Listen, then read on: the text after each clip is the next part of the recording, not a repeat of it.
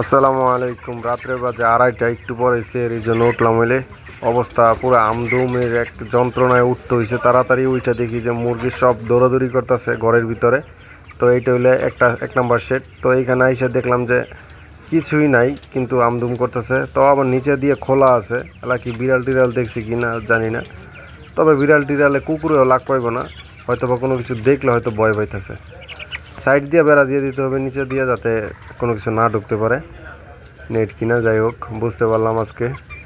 তো আলহামদুলিল্লাহ আমি আপনাদেরকে বলবো মুরগিগুলো খুবই সুস্থ আছে এবং ভালো আছে। মাচায় মুরগি লালন পালন করলে বিশেষ করে গরমের সময় খুবই উপকার।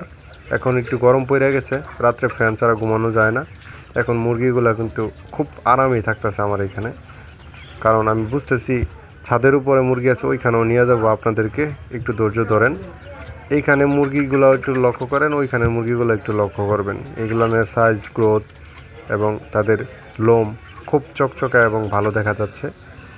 এইখানেও মাচা, ঠিক আছে। এইখানেও আরেকটা রুম, এইখানে কিন্তু আবার আরেকটা রুমে নিয়ে আসছি আপনাদেরকে। এইখানেও কিছু মুরগি আছে, এইগুলো খুব সুন্দর।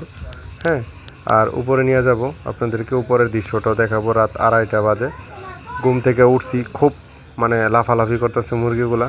এখন আইসা দেখলাম যে শিয়াল টিয়াল আছে কিনা, তবে নিচে দিয়ে সম্পূর্ণ বেড়া দেওয়ার দরকার ছিল। আচ্ছা, এখন আপনাদেরকে ছাদের উপরে নিয়ে আসলাম, ছাদের উপরে দেখানোর চেষ্টা করছি, আপনারা দেখতে থাকুন।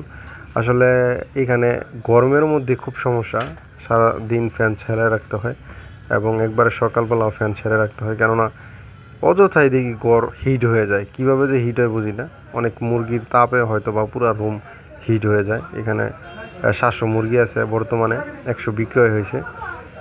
এদের অবস্থা দেখেন কেমন, এরা একবারে ময়লায় টয়লায় ভরে যায়, এই অবস্থা আর কি। মাচায় মুরগি লালন পালন করলে একটু ফ্রেশ থাকে। এটাই আজকের রাত 2টা 2:30টার ভিডিও।